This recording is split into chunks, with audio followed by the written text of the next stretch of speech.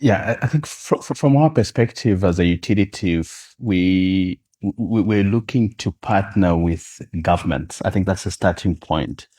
Because if we partner with governments, then the expectation is that it helps with the policy formulations, but also from a regulatory perspective, then there's a lot more alignment. So we think that transmission as a service in most countries in Africa is deemed to be a public service good.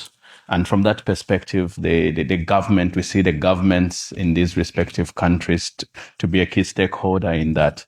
Outside that, we recognize that the government can come and help with all these reforms and cleaning up the policies. But we definitely need all the other players who bring very different expertise. Starting point is the financiers. We need to make sure that we've got the financing on our decks. The second aspect is, look, this thing has to be constructed by someone.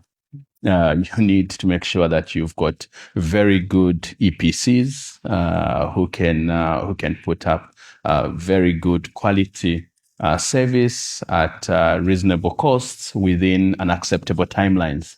Those sort of become quite key from our perspective. But lastly, and more importantly, we don't want to operate in these areas just coming in and just knowing the government central offices.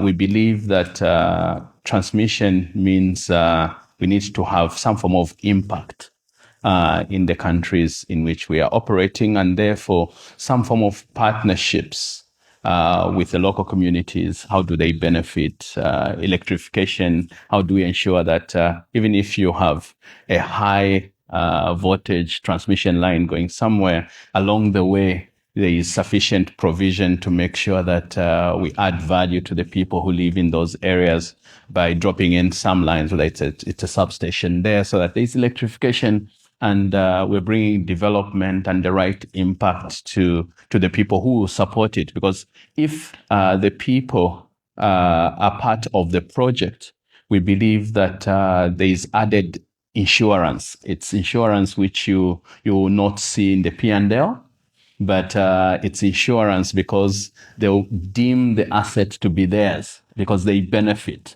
And we believe that that is very, very important, especially now that most of the transmission lines that we see are sort of coming from commodities, which people have alternative uses for, and we are seeing quite a lot of vandalism here and there. So we just think that we need to have a solution that embeds and recognizes the communities and they benefit, and we assess the impact that it brings.